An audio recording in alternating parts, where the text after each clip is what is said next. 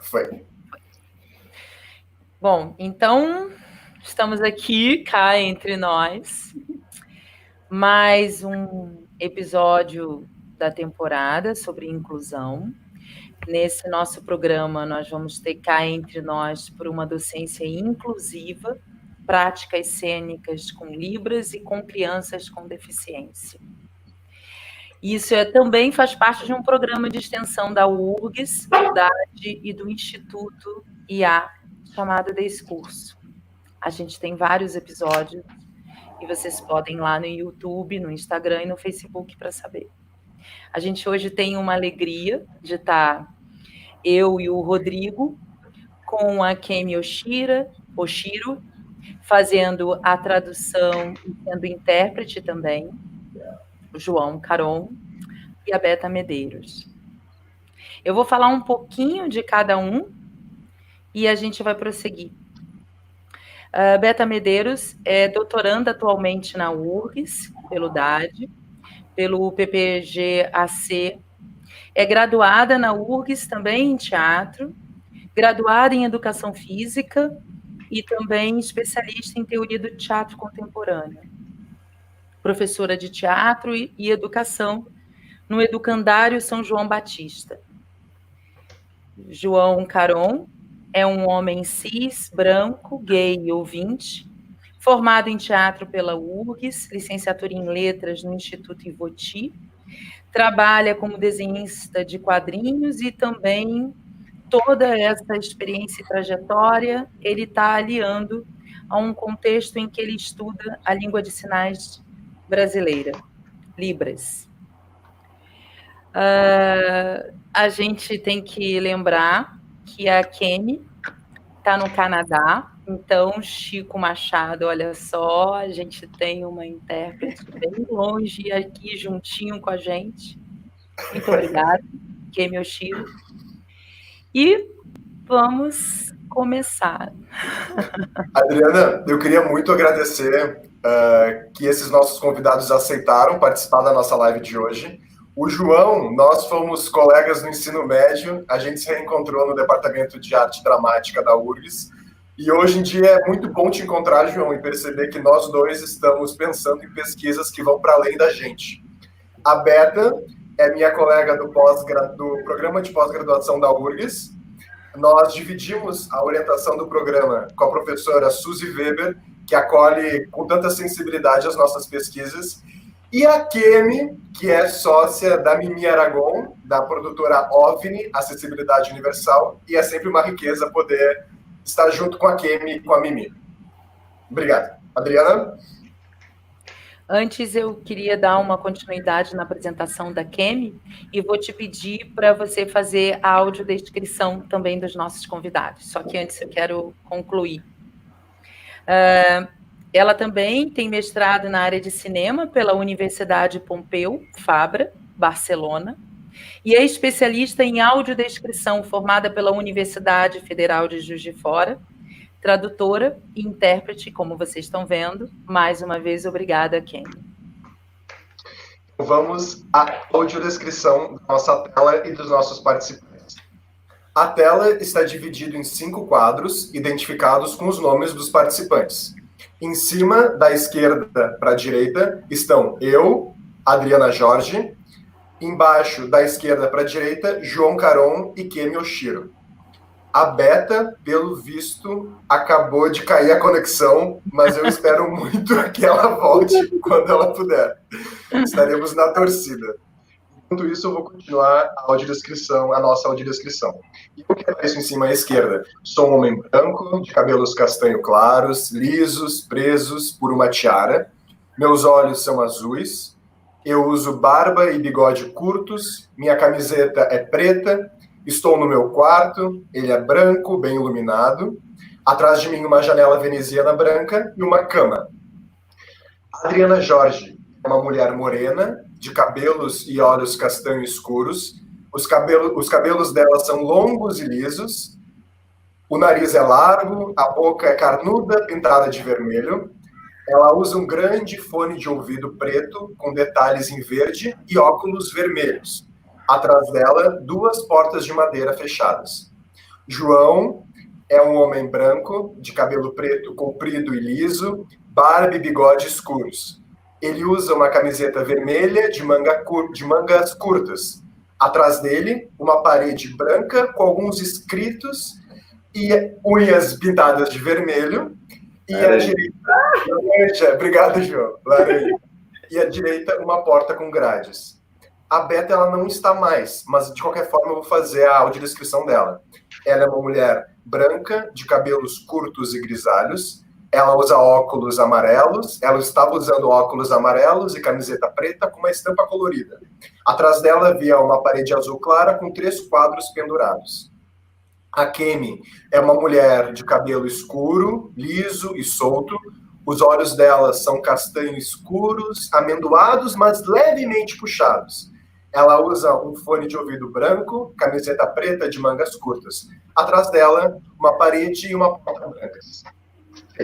Fim da audiodescrição. Então vamos começar. Voltou, Beto. Voltou!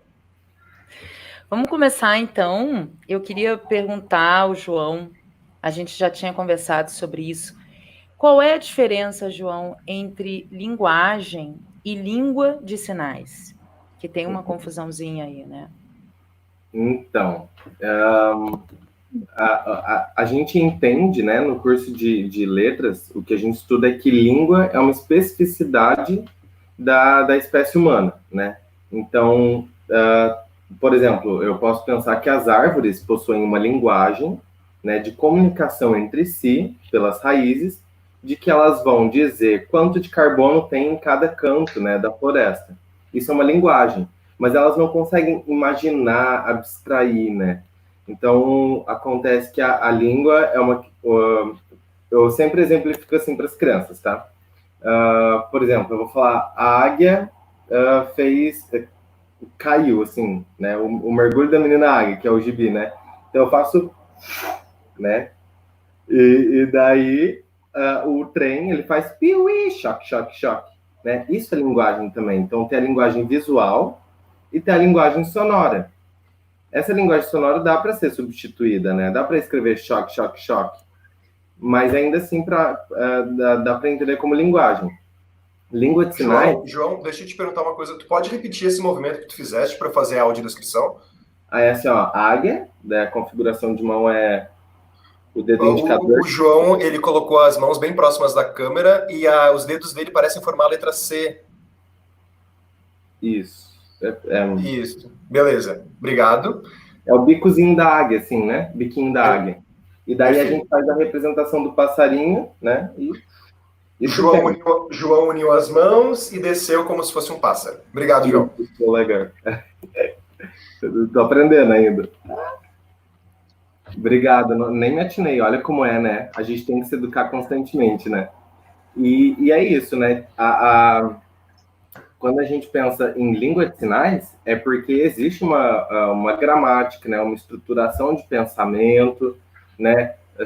Tem toda uma construção complexa para que seja considerada língua, né? Existem pronomes, verbos, né? Coisas que as árvores, né, não vão usar, os cachorros não vão usar, né?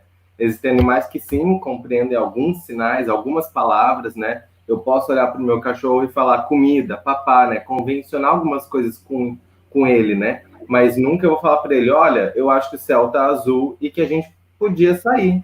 Né? Não, ele vai entender coleira partiu, né? Então é a única coisa, é muito mais reduzido, né? A linguagem, ela é muito mais simplificada e direta e sempre icônica, né? Sempre ilustrativa, digamos assim. João, nós temos hoje com a gente a Kemi, que está fazendo a tradução e interpretação de Libras. Nós gostaríamos de entender se existe alguma diferença entre elas ou o que cada uma dessas palavras, tradução e interpretação, significa.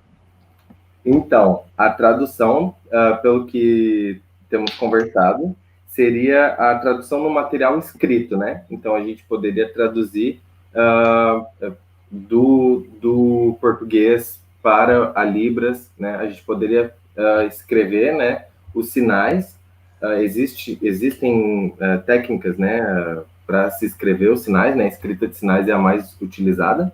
e a interpretação é o que ela está fazendo agora, né? Que é ao vivo, né? Então ela tem a questão de entender o que nós queremos dizer, como a gente quer dizer, e transpor isso da melhor maneira possível para que a comunidade surda compreenda a tradução a partir também da interpretação ao vivo dela. Acho que eu consigo compreender a partir disso. João, a gente selecionou algumas imagens que você mandou para a gente. O Rodrigo vai fazer uma audiodescrição sempre, a cada momento que apresentar uma foto ali, ou uma imagem na plataforma.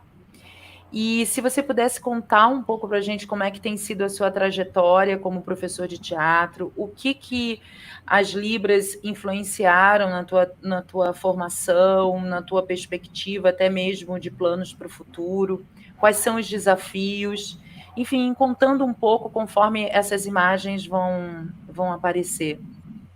Nessa primeira imagem, nós vemos o João formando uma roda com crianças. O João está de costas para nós, as crianças estão fazendo alguns sinais com a mão, num pátio. É o Q, a letra Q.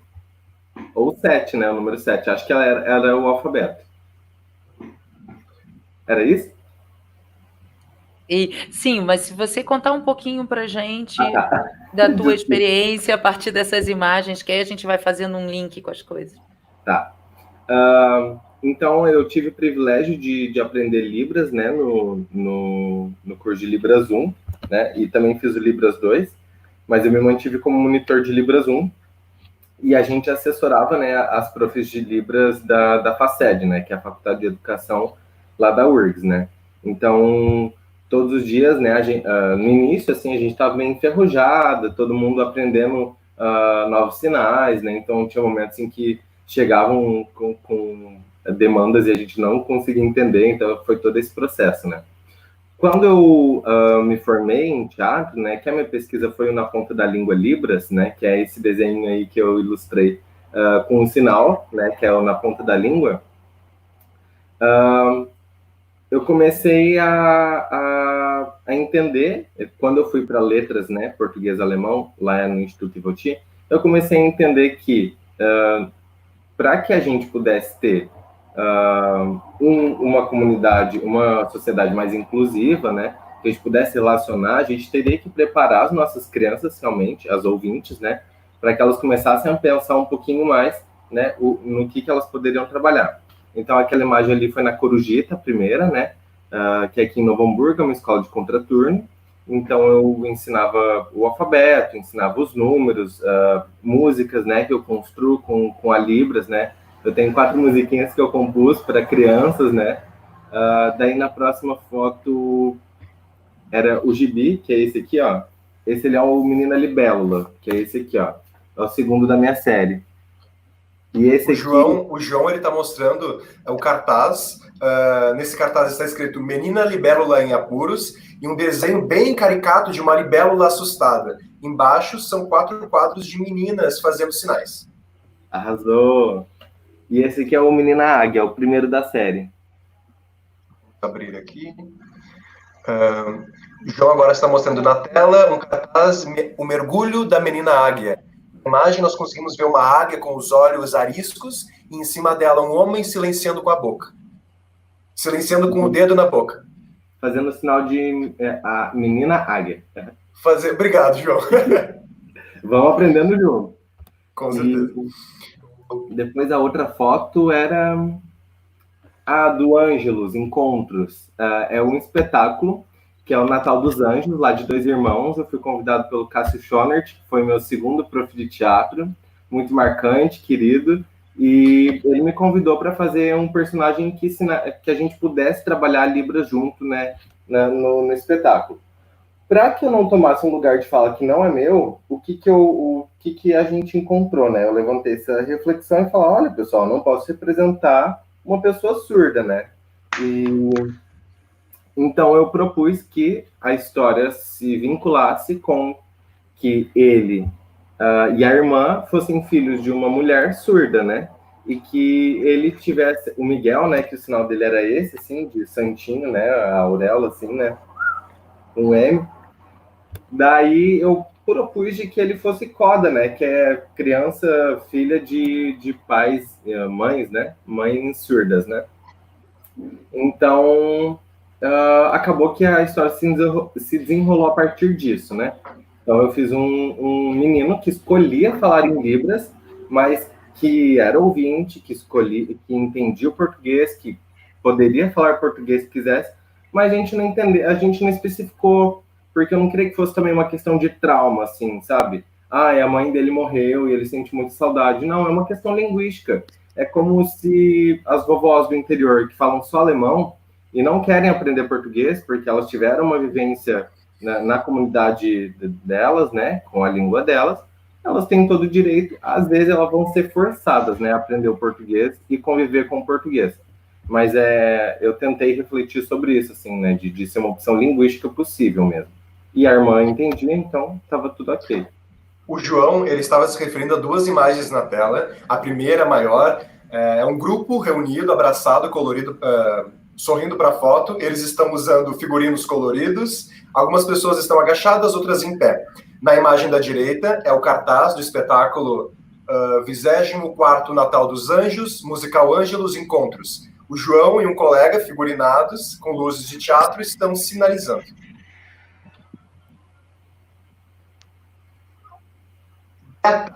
Agora a próxima pergunta vai para ti. Eu poderia dizer que a Beta, ela não desenvolve apenas um trabalho de pesquisa na área da educação, inclusão e teatro, mas sim que esse é um projeto de vida dela, baseado num questionamento: o que nós queremos? E a resposta da Beta sempre é acessibilidade para todos.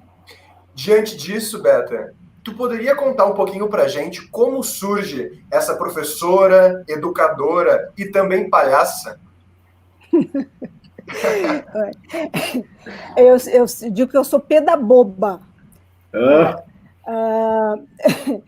Então, eu comecei em 81 no DAD,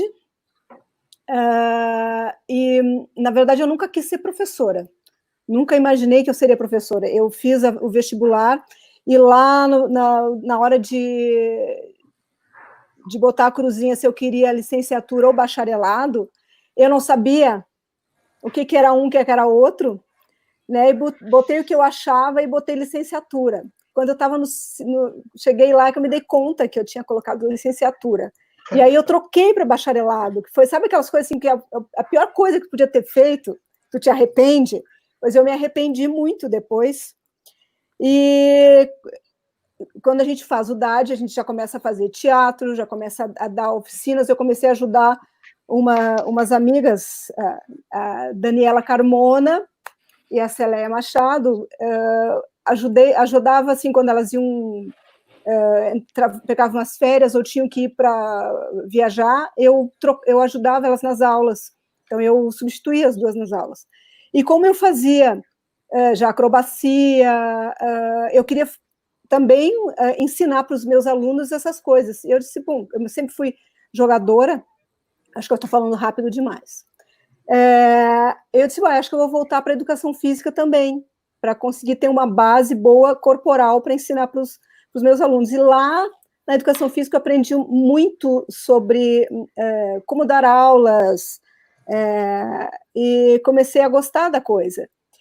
E na educação física, uma amiga minha, uma colega, chegou e disse assim, Beta, tu não tinha vontade de dar aula para crianças com deficiência? Na época nem era deficiência que ela falava, né, que se falava, não me lembro. E eu me lembro que eu falei uma palavra pior ainda, que eu já nem me lembro mais qual é, que é uma dessas. Eu disse, não, mas eu nunca trabalhei com pessoas com deficiência, né? Ela disse, não, mas a gente está precisando de uma louca assim como tu para fazer umas maluquices lá com as crianças. Aí lá fui eu, bem pertinho da minha casa, eu nem sabia, eu morava em Ipanema, e o educandário é em Ipanema, isso em 94. Então eu estou lá há 26 anos esse ano. Eu nem conhecia aquela coisa da invisibilidade, né, dos locais que tratam, né, no centro de reabilitação, que lá tem centro de reabilitação, que tem fisioterapia, terapia ocupacional, fonoaudiologia e tem a escola especial. Então, eu cheguei lá e me deparei com várias crianças e adolescentes com uma gama diferenciada de deficiências, porque uma coisa importante é que não existe uma deficiência, são várias deficiências, né? Uma pessoa com deficiência não é igual a outra pessoa com deficiência, mesmo que sejam cadeirantes, mesmo que não consigam, que tenham dificuldade de falar, cada pessoa é uma, né? Então, cada deficiência é diferente da outra. E eu pensei, nossa, e agora? Né? Porque eu vi outras lives que a Letícia Schwartz e eu acho que a Mimi, da Mimi Aragon também falou nesse assunto. A gente não tem aula. As nossas graduações não nos ensinam a lidar com alunos com deficiência, seja lá qualquer, né? Ou então pegam, assim como eu tive na educação física, falar só sobre síndrome de Down e pessoas com fenilcetonúrico, que tu não, né? Então, tratar só de um tipo e ainda cheio de preconceitos, assim, ensinando preconceitos para os futuros professores, assim. Então, realmente não... Eu cheguei lá e disse, e agora? O que eu faço? Então, me muni das coisas todas que a gente aprende, que a gente pratica em ensaios, e aí comecei a adaptar tudo, né? Percebi que o que eles queriam era brincar muito, fazer muita bagunça, muita gritaria, e era comigo mesmo. Então, aí eu comecei, e lá estou até hoje, né? E é tanta coisa para falar que a gente... Tá, vamos com calma. Beta, me ajuda numa coisa que o Rodrigo Sim. disse que você saberia me explicar. Será? O que é... Tchan, tchan. O que é capacitismo? E tudo que envolve esse termo. Sim, bom, tudo que envolve... Eu vou te dizer simples, o capacitismo é, para a pessoa com deficiência, o que é o racismo, para a pessoa negra, o que é o machismo, para a mulher, o que é a gordofobia para a pessoa gorda, né? O que é o LGBT fobia para a pessoa LGBT. Aliás, Rodrigo, quando tu descreveste o João, tu disseste que ele é um homem branco, trans, cis, cis, e LGBT. Eu também, eu sou uma mulher branca, sou cis e sou bissexual, né? Então, a gente sabe muito bem o que é preconceito, né? Então, eu vou ler o termo, o que é, para ver se te inteiro da coisa sem haver engano, como diria Caetano. Eu sigo muito uma pesquisadora maravilhosa que é surda, mas ela não faz linguagem de sinais, ela tem uma cirurgia coclear, e ela é uma das pessoas mais importantes na pesquisa sobre deficiência hoje em dia no Brasil, Anaí Guedes de Mello. Então, o que ela diz que é capacitismo? Capacitismo é a discriminação ou violências praticadas contra as pessoas com deficiência. É a atitude preconceituosa que hierarquiza as pessoas em função de adequação de seus corpos a um ideal de beleza e capacidade funcional. Com base no capacitismo, discriminam-se pessoas com deficiência. Eu só pedir uma coisinha. Tem como ler de novo, Beta? Porque foi muito Claro, rápido. E desculpa claro, o pessoal que está assistindo aqui. Tá, Eu também estou com um pouco de delay aqui. Tá. Capacitismo é a discriminação ou violências praticadas contra as pessoas com deficiência. É a atitude preconceituosa que hierarquiza as pessoas em função da adequação de seus corpos a um ideal de beleza e capacidade funcional. Então, com base no capacitismo, discriminam-se pessoas com deficiência. Basicamente é isso, né? Então, assim, quando alguém diz assim, nossa, como tu é bonitinha, que pena que tu é cadeirante, ou quando chegam, como chegaram para uma ex-aluna minha, cadeirante e grávida, ai, o que é que fizeram contigo? Né? Ou dizem para os meus alunos assim, nossa, eles conseguem ficar no palco direitinho? Né? Coisas, e outras coisas, né? Sei lá, para que ônibus? Para que essas crianças querem passear? Ou, né? A gente sabe, até hoje em dia, eu já estou entrando nessa de velhofobia também, né? Que as pessoas dizem, mas o que esses velhos querem andando de ônibus de manhã cedo? Oi? Né? E aqui entra outro termo. Tem o capacitismo referente à discriminação para pessoas com deficiência e o etarismo em relação às pessoas mais velhas. Isso, eu já ouvi uma outra pessoa, uma pesquisadora, falar em velhofobia, para ser bem direto, né? Perfeito. Mostrar do que se está falando, é velhofobia. Perfeito. Né? Eu não sei se eu cheguei, né, mas eu acho que é bem isso. Assim, não, ótimo. Se tu colocar a Anaís Guedes de Mello, que já botaram aí, maravilhoso, e botar capacitismo, tem muitos textos dela. Ela é uma produtora incansável de textos sobre deficiência. Ela é lésbica, então ela faz também muita...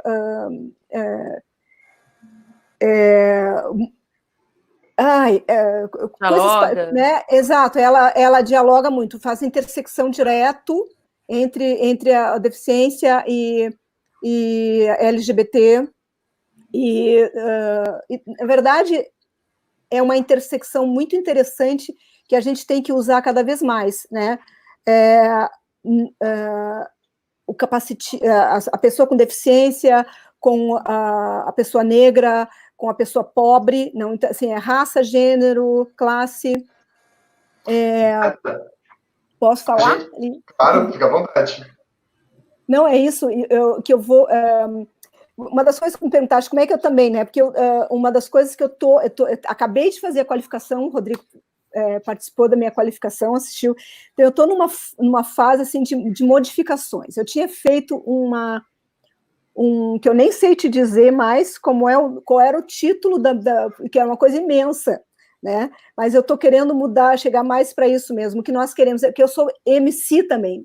MC Beta. Então, eu fiz um rap. Isso você não falou na mini bio. Isso você não... eu fiz um rap junto com os meus alunos, chamado o rap da acessibilidade, que é que a gente fala, né? O que nós queremos? Acessibilidade. Mais praças com acessibilidade, teatros com acessibilidade, prédios, calçadas, banheiros, que é uma coisa importantíssima, porque não adianta colocar rampa na frente do boteco lá, porque também a pessoa com deficiência também gosta de beber, também gosta de se divertir, e aí fica lá bebendo, e aí o cadeirante, quando vai, né, todo mundo tem uma hora que a gente precisa ir no banheiro, e no banheiro não é adaptado, né? Então, eu fiz esse rap, e eu trabalho com... Eu vou trocar o meu título, vou colocar assim, quando a pedagogia do bairro, que é o que eu sigo, que é a pedagogia do palhaço, encontra Paulo Freire. Então, eu tenho trabalhado muito Paulo Freire, temas geradores com os meus alunos, né, visão de mundo, em que eles escolhem no início do ano qual é o tema que eles querem trabalhar. Então, desses temas que eles escolhem, a gente, no final do ano, ao longo do ano, a gente constrói uma obra de arte, ou uma peça, ou uma performance, ou livros. Esse foi o ano passado. Aqui. São histórias coletivas baseadas no que o ano passado a gente trabalhou, foi sobre violência, foi aí que entrou capacitismo como uma das violências, racismo, falamos muito sobre racismo, e eu falei muito também sobre LGBTfobia, porque sempre tem, né, uma coisa que eu digo para eles, que outra coisa capacitista é achar que a pessoa com deficiência é anjinho, né? Não é anjinho. Né? Então, eu tenho alunos meus que ficam tirando sarro do outro porque o outro é meio gay, ou porque ele é negro, e eles sabem que eu sou bissexual, e eu converso com eles. Então, a gente trabalhou essas várias coisas. E trabalhamos sobre capacitismo, né? Perfeito. E é isso. E outras coisas também, como esse aqui, um dia, dos nossos temas geradores foi abandono, então nós criamos esse aqui, que é a história de uma cadeira de rodas. Pode botar um pouquinho mais centralizado, Beto? Aqui. Isso. A história de uma cadeira de rodas. Então, é uma das minhas alunas que ela não é exatamente muda, ela tinha vergonha de falar porque ela tinha muita dificuldade de falar. Então ela trabalhava com pranchas de comunicação, então ela apontava as coisas que ela queria. Então ela teve essa ideia para dar o start na história, né, de transformar a cadeira de roda como se fosse um gatinho ou uma criança abandonada. Então, uma mulher encontra uma cadeira de roda abandonada, leva para casa, como se leva um gatinho, um cachorrinho, né, aí leva para o hospital, onde ela vai arrumar a cadeira de roda, e aí a cadeira de rodas, que estava toda quebrada, sai de lá uma super, mega, maravilhosa cadeira motorizada, que vai ser doada para uma criança que precisa. Então, assim, através desses temas geradores, a gente cria bastante coisas. Perfeito. Beta, tu poderia só mostrar o livro de novo para eu fazer a AD? Claro. A capa do livro está escrito em colorido: a história de uma cadeira de rodas, em letras vermelho, amarela e laranja. O fundo da capa do livro é azul e tem uma cadeira de rodas com olhos arregalados. Obrigado, Beta. Beta, eu sei que ano passado tu dirigiu uma performance com os educandos do Educandário chamada A Performance da Família Roda. Isso. Poderia contar para a gente um pouquinho do processo de criação dessa performance até o momento de apresentação na URGS? Isso foi em 1917. 2017. Uma máquina do tempo, eu peguei uma máquina do tempo. Foi em 2017. Eu entrei para o doutorado em 2016, e em 2017 a gente já tinha feito uma performance numa... Oi, meu Deus, em parada de ônibus. Tá? Então, assim, a partir do tema gerador, que eles escolheram, que é a acessibilidade, nós começamos a fazer algumas improvisações, pesquisamos muito sobre acessibilidade, e aí, num dia, numa aula, assim, a gente fazendo umas improvisações, eles gostam muito da Família Sujo, que é uma peça radiofônica num grupo daqui de Porto Alegre, maravilhoso, chamado Cuidado que Mancha. Então, a Família Sujo é a paixão deles, que eu tenho em DVD, e vira e mexe, eles me pedem para assistir. Então, a gente já tinha improvisado algumas coisas, então, para agradecer, eu botei mais uma vez a Família Sujo para eles assistirem. Aí uma aluna disse assim, a gente podia também fazer algo parecido com a Família Sujo, né? O que a gente poderia fazer? Aí um disse assim, a família roda, porque somos todos cadeirantes. Então, fizemos isso. Criamos a família roda, que é uma família de pai, mãe e 3 filhos cadeirantes, então 5 cadeirantes, contando da mesma forma, com a mesma estrutura da Família Sujo, o que acontece no dia a dia dessa família roda. No ônibus, quando eles vão tentar entrar e não conseguem. Na escola, que eles chegam e não tem rampa para o filho mais velho entrar na escola. Quando vão ao cinema, no shopping, se dão conta que só tem 4 lugares para cadeirantes, eles são 5, como é que vai ser? E eu...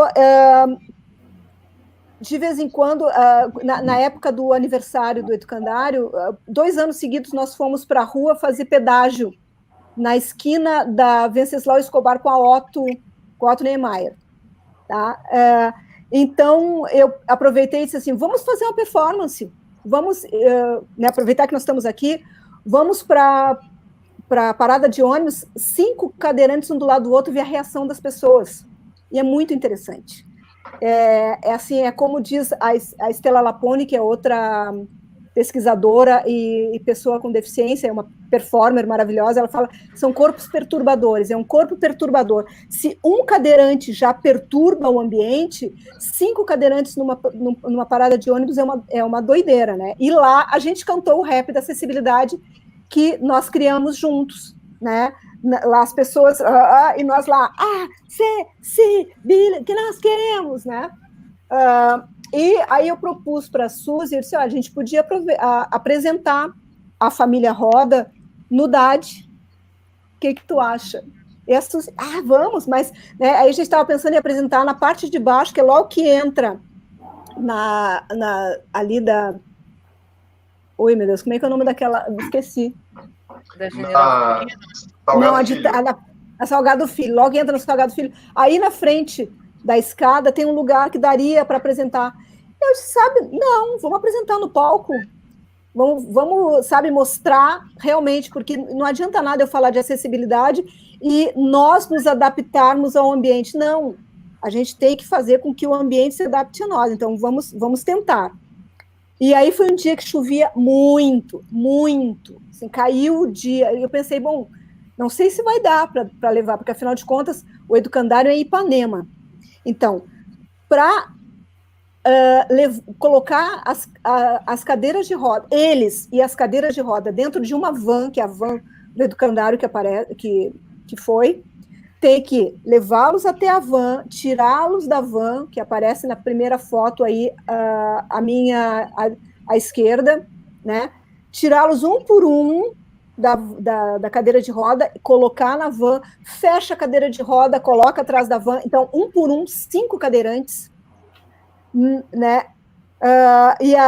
Então, assim, a performance começava ali, no educandário. Então, era uma performance, a coordenadora lá do educandário foi filmando e me passando por WhatsApp, eu mostrava para a Suzy e para as pessoas que estavam lá, que, na verdade, o grupo que estava assistindo, depois, quando nós chegamos, quando a van chegou, foram toda a plateia, né, foi para a rua para nos ajudar a tirar um por um da van, colocar, né, montar a cadeira, colocá-los dentro da cadeira e carregar. Eu não lembro ao certo se são 7 ou 8 degraus que tem ali na entradinha da sala, na sala Alzira Azevedo, né? Mas foram carregados escada acima até a entrada do palco. Foi um dia fantástico, porque, afinal de contas, são alunos atores, né, que foram lá se apresentar para uma plateia fantástica de diretores, coreógrafos, bailarinos, atores, professores de pós-graduação, né, de uma certa forma, uma certa nata, né, do Teatro Gaúcho estava lá assistindo os alunos. E eles encontraram com a grande paixão deles, que é a Vika Sachabá, eu não consigo dizer o sobrenome da Vika. Chaba, talvez. Chaba, que é uma das atrizes do Cuidado que Mancha e da Família Sujo, que é a paixão da vida deles, né? Quando eles chegaram lá, depois eles me diziam: Beta, tu tinha dito que eu nem me lembro como é que eu dizia, como é que era a personagem da Vika na Família Sujo, ia estar lá, mas a gente achou que tu estava brincando, que era mentira. E eles ficaram impressionados, assim, ficaram muito emocionados da recepção toda, né? Terem sido carregados, aplaudidos de pé, aquelas coisas. Beta, Antes só da gente fazer a próxima pergunta, vou fazer a audiodescrição brevemente das imagens que a Beta apresentou. Então, nessa primeira tela, são 2 fotos coloridas das crianças reunidas em roda, uniformizadas, com camiseta amarela do Educandário São João Batista. Elas estão numa sala multicolorida, cheia de figurinos. Na próxima foto, é a foto que a Beta falou, as crianças estão numa parada de ônibus, com um cartaz escrito acessibilidade, em letras grandes e folhas vermelhas. Próximo slide, 2 fotos em preto e branco. Numa delas, as crianças estão saindo da van, muitas delas muitas sentadas em cadeira de rodas. Noutra foto, 2 meninos sorridentes para a foto, dentro da van. Na foto da direita, 3 pessoas subindo um menino sentado numa cadeira de roda numa escada. Próxima tela, uma das fotos está em preto e branco, a outra em colorida. Na primeira montagem de fotos em preto e branco, são crianças sorridentes sentadas em cadeira de roda. Uma das meninas usa óculos escuros. Elas estão em um palco. Na montagem de baixo, elas estão sendo aplaudidas de pé pela plateia. Na foto da direita, a Beta aparece, conversando com os alunos. Eles estão enfileirados no palco, com um uniforme também de educandário. Obrigado. Beta, você mencionou sobre os temas geradores, né? Você Sim. pode falar um pouquinho mais sobre isso para a gente entender assim, a tua metodologia e até mesmo os desafios que você encontra como professora de teatro? Sim. Né? Porque isso a gente não tem na nossa formação, né, Beta? É uma coisa que não. a gente vai tendo que fazer na prática e na experiência. Exatamente. Eu sempre digo que quando eu cheguei lá, uma coisa que a gente fala assim no português simples, eu digo, boa vontade, né? Eu acho que, sim, eu descobri que essa boa vontade se chama uma coisa importantíssima, que é acessibilidade atitudinal. Existem vários tipos de acessibilidade. A arquitetônica, a comunicacional, que é essa da linguagem de Libras, né, ou audiodescrição. Eu não sei se eu estou falando exatamente certo, mas é bom depois a gente procurar, né, mas tem comunicacional, tem... Meu Deus, aqui escrito no meu trabalho está tudo certinho, mas tem de leis, mas a atitudinal é a mais importante. É que, assim, quando tu chega num lugar como eu cheguei, assim, não é, né, dizer assim, mas e ver que, eu não aprendi nada disso, não estou preparada para isso, acho, mas eu não vou dizer não, eu vou fazer, e vou fazer tentando entender o que eles querem de mim, e tentando, então, assim, vamos nessa. Levei bastante tempo fazendo, como todo mundo faz, né? Eu propunha, vamos fazer a primeira peça que eu montei com eles, vamos fazer a Gata Borralheira? Aí montei a Gata Borralheira inteira, da Maria Clara Machado, com eles, só que era outra coisa que é muito interessante, assim. Quando eu entrei lá, tinha pouquíssimos cadeirantes. A maior parte eram amputados, eram pessoas com menos deficiência física grave, né? Então, eu consegui montar a Gata Borralheira, depois montei alguns trechos do Aurora da Minha Vida, só que aí chegou um momento que eu me encontrei com Paulo Freire. E aí eu comecei a perceber que trabalhar com temas escolhidos por eles, né, é outra história. Então, quando chega assim, no início do semestre, no início do ano, eu pergunto para eles assim, como é que faço que eles façam a leitura de mundo deles para mim, né? Que eles digam o que está bom e o que está ruim, que eles acham que está bom e ruim na vida deles, em várias camadas. Pode ser tanto assim, ele com ele mesmo, ou ele com a família. Quando eu digo ele, né? Na rua onde ele mora, na cidade onde ele mora, lá no educandário, alguma coisa que está ruim e coisas que estão boas. E aí eles fazem um sorteio, eles votam no que eles acharem que vai ser o melhor para a gente trabalhar, tanto na coisa que eles disseram, como um colega. Uma das fotos ali mostra onde eles estão em círculo, que é a votação. A gente bota escreve num quadro branco o que cada um disse. Isso, exatamente. E aí eu digo, olha, tem isso, né, de bom e tem essas outras coisas de ruim. No que vocês acham que é o melhor e que chama a atenção de vocês que a gente pode dizer, que pode virar o tema gerador. E aí, nós começamos depois de escolhido, a gente começa a pesquisar, a gente faz entrevistas, a gente monta entrevistas, eles levam para casa para entrevistar a família e pai, como levaram para falar sobre violência, né, se já participaram de alguma violência, se já sofreram violência, e se eles sabem o que é capacitismo, sabe assim, quando era abandono, o que as pessoas mais perdem, o que as pessoas mais acham na rua. E aí vamos para a internet para pesquisar, montamos cartazes, começamos a espalhar cartazes pelo educandário. Então, isso é leitura de mundo, e através da leitura de mundo deles, tem a escolha dos temas geradores. Então, o tema gerador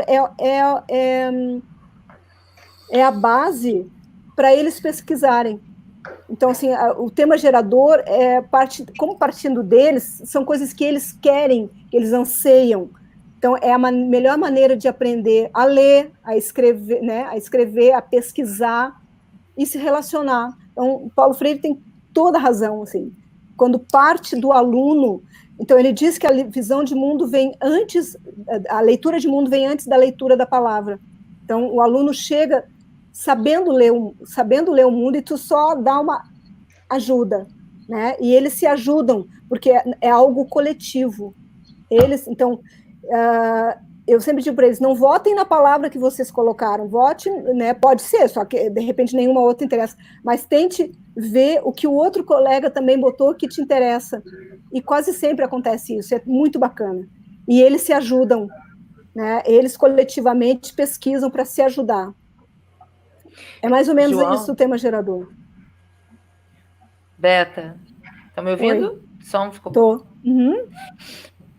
Então, Beta, eu vou fazer mais ou menos a mesma pergunta para o João, e aí você vai pensando também, assim, sobre isso, porque daqui a pouco a gente vai para as considerações finais, ou alguma coisa que vocês queiram falar e divulgar, mas ainda tem tempo. Inclusive, se alguém quiser fazer alguma pergunta, entrar no chat e fazer alguma pergunta também, para a gente poder enviar para eles. A gente sabe, então, que não tem uma formação, né, no nosso currículo oficial. Então, as pessoas vão aprendendo na prática. E aí, João, o que você acha que essa experiência com as Libras conseguiu colaborar para a tua formação como professor de teatro? O que modificou de uma certa maneira? Enfim, como você se vê como professor de teatro que também trabalha com as Libras, né? Como é que o que isso te trouxe de diferencial? Eu estou falando até mesmo do aspecto da sensibilidade, tá? Uhum.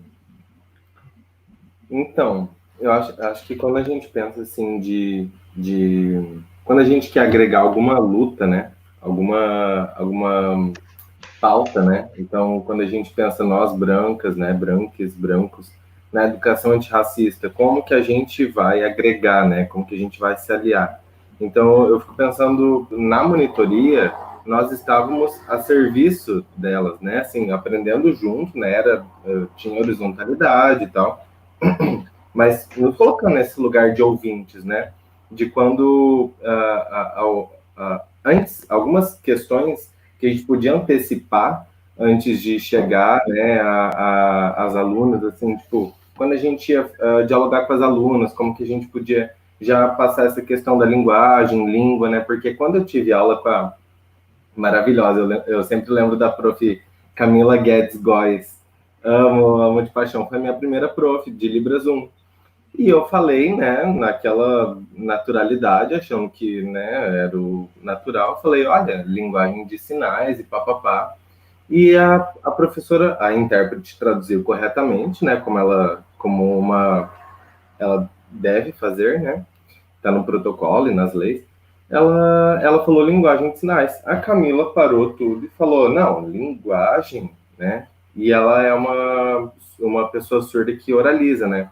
Então, muitas vezes a gente ouvia junto, né, ela sinalizar, como a gente estava aprendendo também. Então, ela oralizou naquele momento, não é linguagem, é língua. assim, tem momentos que a gente vê que a pessoa perde a paciência, né? Porque ela repete tantos e tantos e tantos e tantas vezes que ela acaba, né? Então, como que a gente pode agregar, né? E eu percebendo isso como prof, futuro prof, né? Que eu não tenho licenciatura em teatro, então eu faço oficinas de teatro. Dei aula em 4 escolas de ensino fundamental lá em Presidente Luceno, daí montei a Menina Águia, montei O Ser uma Árvore, que foi uma outra peça que escrevi, e daí tudo eu vou incluindo Libras porque eu vejo que as crianças se interessam, eu vejo que fica muito mais fácil para eu tornar didáticas as explicações, né? A visoespacialidade muitas vezes nos ajuda a organizar o pensamento, né? Então, nem tudo é icônico, mas a questão da visoespacialidade nos ajuda a tornar mais organizado mesmo. E como prof, eu acho que eu abro o meu horizonte, né? De pensar onde eu posso trabalhar numa escola bilíngue para surdas, né? Então, para surdes, né? Então, eu começo a ver também que existe um diferencial, inclusive do pessoal, né? Que é bolsonarista, virou uma certa moda, né? Então, essa moda acabou sendo um bom para mim, mas no momento que elas viram também que eu não compactava com algumas ideologias e tal, a gente entrava em diálogos em prol da comunidade surda, para que as pessoas surdas, então, enfim, né, que a gente pudesse estudar Libras e deixar as coisas mais importantes acima Mas, enfim, né, às vezes é realmente uma representatividade vazia, né, a gente tem que levantar o debate sempre, que não é uma coisa de tornar ideologia, né, enfim, é bem complexo sempre. E também descobrir esse meu local, né. Amada, mana. Obrigado. O João está fazendo referência a um comentário que entrou na tela agora, da Vitória Caron, que ela diz o seguinte: quanta sabedoria compartilhada. Obrigado por fazerem tanto. Imagino que seja irmã do João. Acho que é isso. E a questão, desculpa, Adriana, mas que a gente conversou, que você achou importante de falar também. Eu já ia puxar. A língua de sinais Capor, né, lá no Maranhão, em que se desenvolveu, né, a língua de sinais, e existem outras línguas de sinais, né, de povos indígenas, né, originários, que se desenvolvem, mas as línguas oficiais do Brasil são português e a Libras. E se a gente for olhar a origem da Libras, ela tem muita influência da língua de sinais francesa, né? Então, ainda assim, a gente está falando aqui numa língua colonial, né? Numa língua europeia, com suas adaptações, né? Para o desenvolvimento histórico, etc. Mas, ainda assim, a gente tem esse eurocentrismo também muito arraigado, né? Dentro do ambiente da Libras, né? Então, a gente vai ver que a maior parte das pessoas surdas que conseguem, né, alcançar doutorado, mestrado, né? São pessoas brancas, né? Enfim, o acesso acaba ficando naturalmente sempre demonstrado também nessa estrutura, né? Agora entrou na tela um comentário da Marie do Piano, e ela diz o seguinte: a meninada de Ivoti adora as histórias em Libras que o João conta. Que histórias são essas, João? Então, tem algumas historinhas, assim, mais músicas, né, que eu acabei desenvolvendo, né, mas também tem esse gibizinho, né, que eu levei para Presidente Lucena também, para pintura, etc. Mas é isso, né, as musiquinhas eu sempre gosto muito de ensinar, e tem do cachorrinho, né, etc. Eu vou pirando, né, para ensinar todos os sinais possíveis, né. Às vezes as estruturas frasais não são perfeitamente, né, as que um intérprete faria, né, então eu vou tendo esse cuidado de deixar o mais simples possível para que eu consiga dar conta também, e futuramente eu espero também ter essa capacidade de fluência profissional, né, espero um dia que eu consiga entrar para a URGS novamente, para ser intérprete de Libras também, é um desejo que eu tenho de realizar ainda. Suando aqui de nervoso. Angela Russo também comentou, obrigado, maravilhosa. Eu acho que a gente podia aproveitar esse tempo, se vocês quiserem divulgar alguma coisa, indicar algum curso, além do curso de formação na URGS, alguma associação, algum encontro, evento, o espaço é de vocês, tá? Então, vocês fiquem à vontade. A gente pode até tentar botar na tela, né, Rodrigo? Podemos tentar. Não, a única coisa que eu gosto, agora com essa época de pandemia, a gente está se virando mais, né, João? Eu não sei como é que é contigo, porque a gente está dando aula online também, mesmo na Educandária, então as professoras de turma mesmo mandam atividade direto, e com vídeos, eu mando toda semana uma atividade também de teatro, educação física, e aí a gente criou um canal no YouTube, que é o Escola Especial Educandário São João Batista, que a gente manda os vídeos todos os dias, né? E tem até dado bem certo, né? E uma coisa que eu notei, João, é que tu também tem bastante acessibilidade atitudinal, é o que a gente faz, sim, né? A gente se vira, né? A gente tem que se virar, porque além dessa turma que fez a performance, que é a turma de alfabetização, que é a turma que teria mais capacidade de se alfabetizar, que são os mais velhos. Eu tenho mais 3 turmas que são crianças com muita deficiência intelectual, são crianças com autismo, são crianças muito mais graves, mais dependentes. E aí é onde a gente mais enlouquece, onde eu mais brinco, canto, danço com eles, empurro a cadeira, danço muito com eles, faço de tudo. É o que a gente tem que fazer, né? Já que como a tua pergunta era, nós na graduação ainda não temos sim, uma formação. Não temos uma formação para lidar com isso, né? E eu vou pegar só uma carona na pergunta que tu fez para o João. O que modifica a gente é que a gente modifica o olhar, a sensibilidade, a gente começa a perceber, né? Porque não é fácil para nós, brancos, bípedes, né? Bípedes e pessoas não deficientes, se dar conta dos preconceitos que outras pessoas sofrem, né? Com o tempo tu vai percebendo que os negros sofrem muito preconceito, o quanto de privilégio que nós brancos cis temos, né? Então tu começa a ver que em determinado lugar os meus alunos não entrariam, as calçadas são péssimas para eles andar, a quantidade de containers, de orelhões que as pessoas com deficiência, com visão, têm que enfrentar para se locomover. Então, tu começa a prestar atenção que não é só o corpo normativo que existe, né? E que no teatro só temos corpos belos e longilíneos, né? Por mais que aqui no Brasil a gente não tenha, mas né? Como as pessoas não se veem na TV, como é importante a representatividade, né? Como é importante quando surge atores com deficiência trabalhando, e são pouquíssimos, mas já estão surgindo, principalmente quem assiste algumas séries americanas, Breaking Bad, o menino realmente ele tem paralisia cerebral, faz o filho do personagem principal. The L Word apareceu uma modelo maravilhosa, que eu não vou lembrar o nome dela agora, que ela é cadeirante e ela usa cadeira de roda motorizada e ela tem realmente deficiência.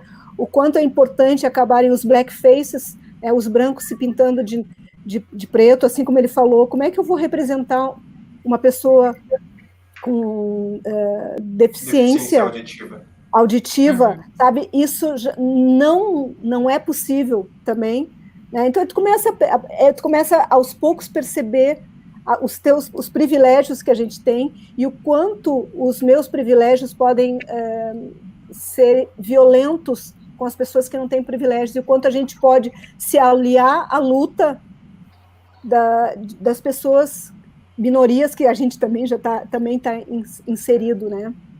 Então, é isso que modifica o olhar da gente, a gente perceber É quase que tomar aquela pílulazinha vermelha da Matrix. Tu começa a enxergar de outra forma. Eu, como vegana, como mulher bissexual, como branca, sabe? Como professora de pessoas com deficiência, o mundo que eu enxergo é diferente de uma pessoa que não tem contato com negros, né, não se percebe os seus privilégios. Então, a gente tem que modificar esse olhar. E é muito engraçado, assim, tu virar, cada vez que aparece uma pessoa com deficiência, um cadeirante, as pessoas, lembrei dos teus alunos, né? Ou quando aparece, sei lá, falo em comida vegana, lembro de mim também, sabe? Aquelas coisas assim, a gente tem uma agenda grande de coisas, mas é importante, pelo menos, essas pessoas que assistiram, que são pessoas importantíssimas no Teatro Gaúcho, né, que são professores do Departamento de Arte Dramática, do programa de programa de pós-graduação em artes cênicas da URGS, que são ou graduandos, que eles percebam, que eles começam a se dar conta também que vários corpos diversos, como a Carla Vendramin tem um trabalho, né, de corpos diversos, como é importante, é urgente corpos diversos também no teatro, na rua, no cinema, no teatro. E Beta, para isso é importante que a universidade, no caso a universidade, nós, pessoas com um comportamento atitudinal, né? Atitudinal, Atitudinal, deixa eu corrigir, de atitude. Atitudinal, de atitude, que a gente abra as portas para discutir sobre isso. Né? Quer dizer, assim, o saber e o conhecimento não está só na universidade, está nas pessoas que estão também produzindo conhecimento, sabedoria, experiência. Então, até mesmo esse projeto é para tirar a universidade desse lugar, porque a arte ela vai acontecer em todos os lugares, não só na universidade, né? A universidade é um dos lugares, mas não é só nele. Então, assim como a gente também tem que ter uma relação direta com o que está acontecendo nas escolas, o que está sendo produzido nas escolas, porque senão, sem essa relação, sem esse diálogo, na verdade, a universidade ela ganha e aprende com isso, né? E não Mas é muito importante. E tu não percebe, Adriana, Rodrigo, como a graduação não sabe o que a pós-graduação faz? Tem muita diferença aí, né?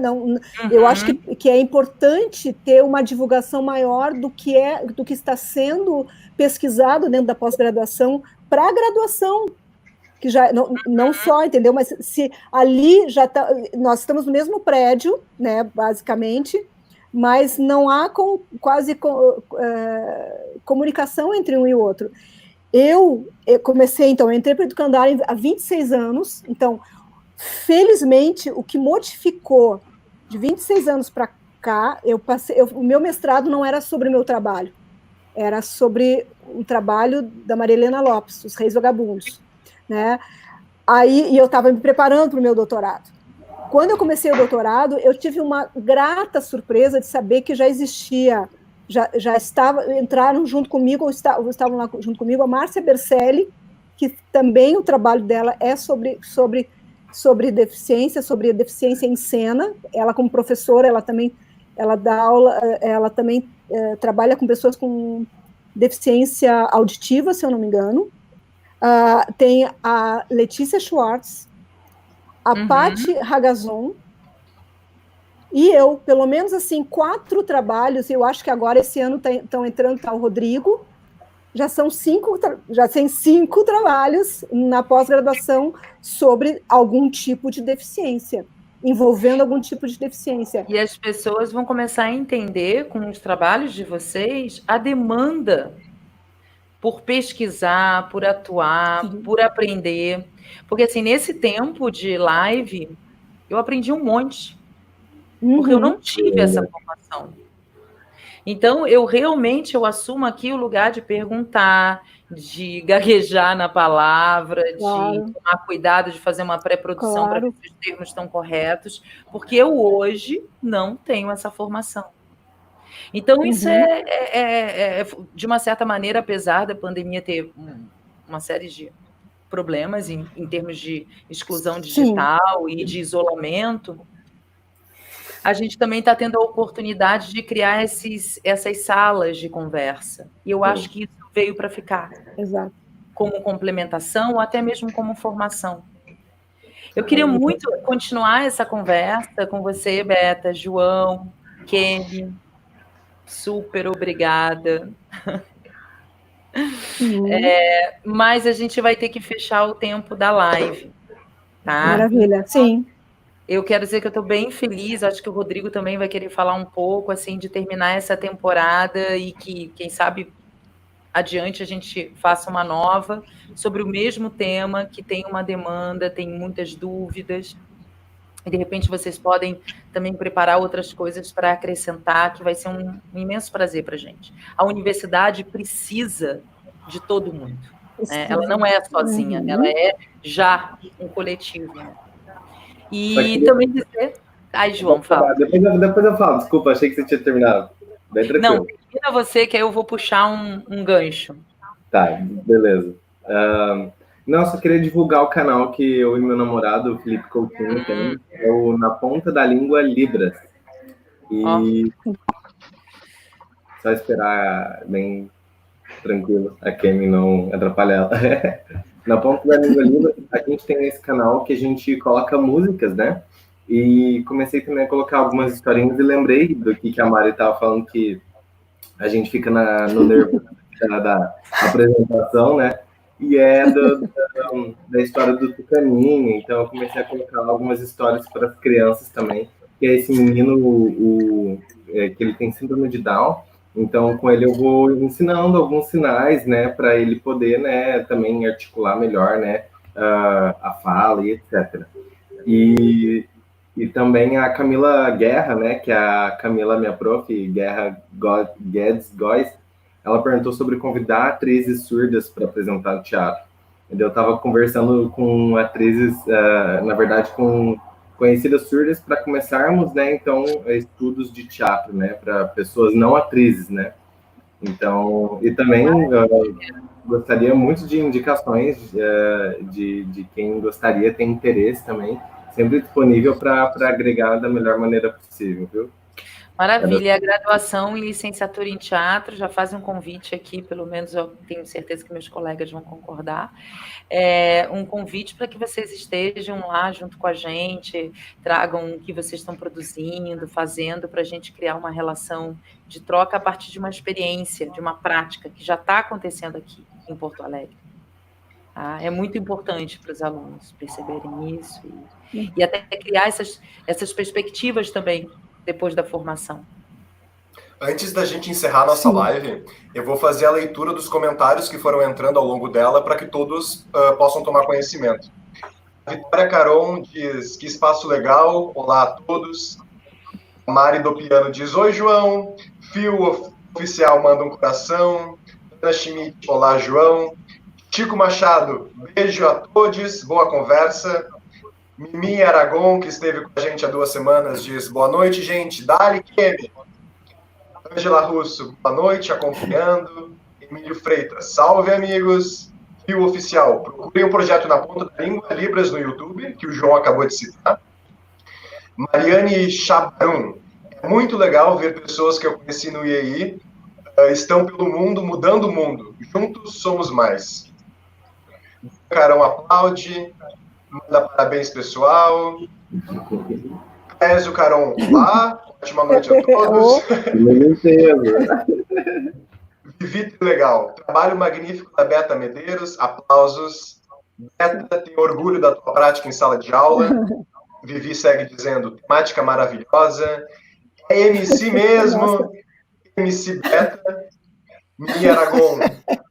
O trabalho da Beta é uma inspiração para nossas batalhas de todo dia. Amo a Mimi.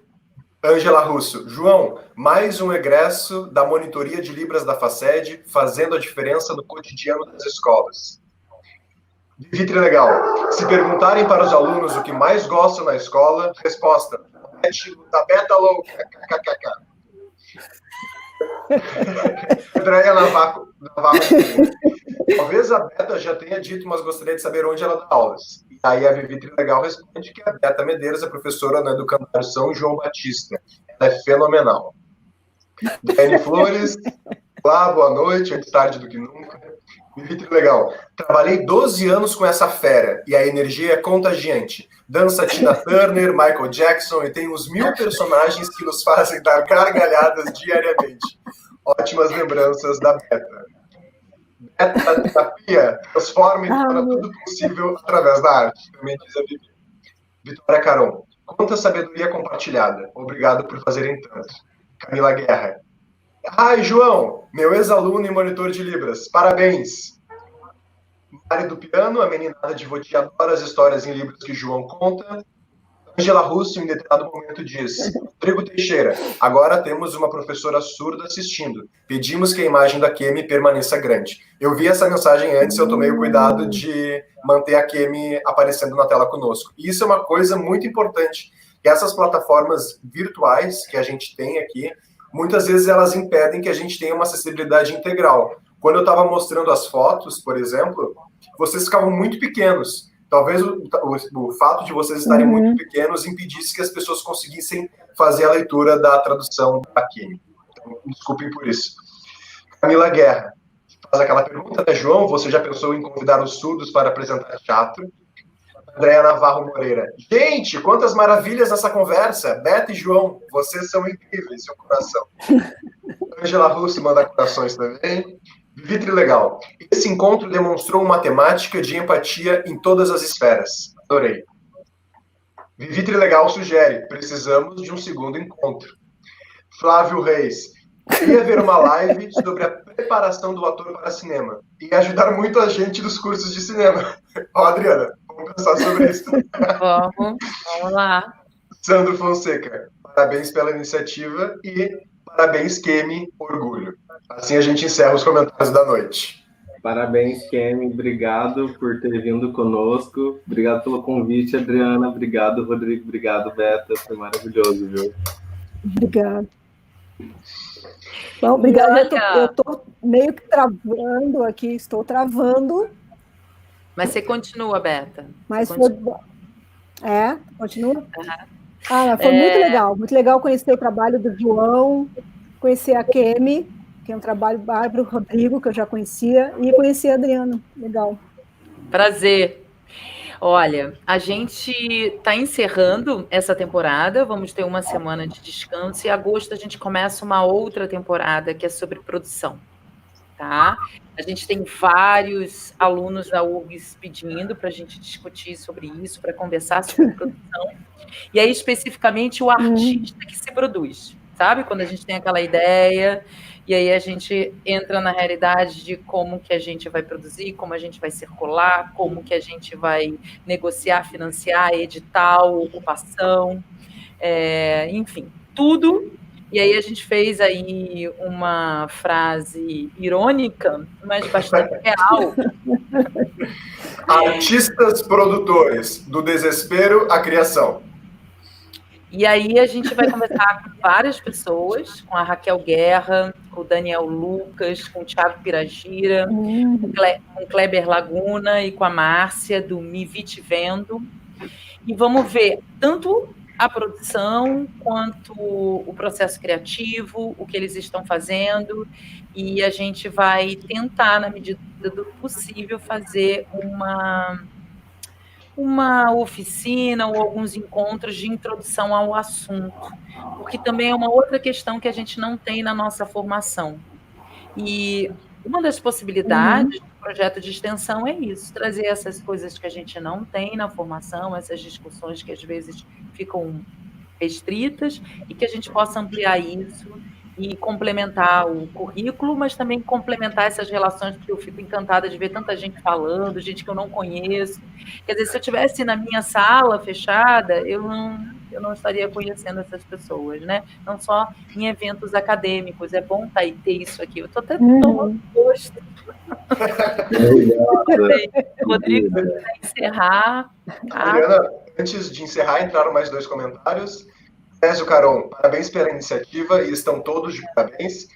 a nossa amiga Mimi Aragon diz: o discurso das artes abriu um janelão com essa temporada. Que coisa bem boa escutar e aprender com vocês. Nós aprendemos muito contigo, Mimi, Manô, Letícia. E antes da gente encerrar, eu queria agradecer muito, muito, muito a Kemi, que está no Canadá, e mesmo sobre o fuso horário, se colocou à nossa disposição e acolheu esse nosso convite de participar da nossa live de hoje. Então, uma salva de palmas para a Kemi. E, Kemi, queria também te deixar à vontade, se tu quiser fazer alguma fala final, quiser dizer qualquer coisa, tu fica à vontade, tá bom? Então, eu vou pedir desculpa, porque preciso falar para não fazer uma comunicação total, vou falar um pouco com sinais e em português também. Eu indico, então, o curso da URGS de Letras Libras. É muito importante. É uma formação com professores maravilhosos. A gente estuda disciplinas de estudos da tradução e da interpretação, que é super interessante. Então, procurem a URGS. Obrigadão, Kemi, Beta, João, Adriana.